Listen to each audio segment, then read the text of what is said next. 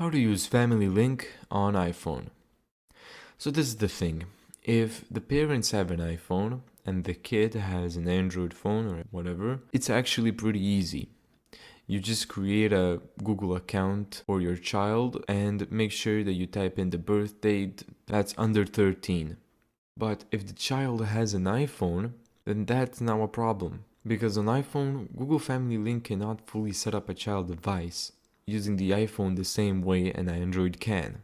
The only option that you really have is for an iPhone is to go to the settings, just type in parental controls, and once you click that, you're gonna have iPhone specific limits such as downtime, app limits, apps that are allowed, the screen distance, the reduced size strain. Android lets apps control more parts of the phone. iPhone, in the other case, locks apps down much harder for privacy and security reasons.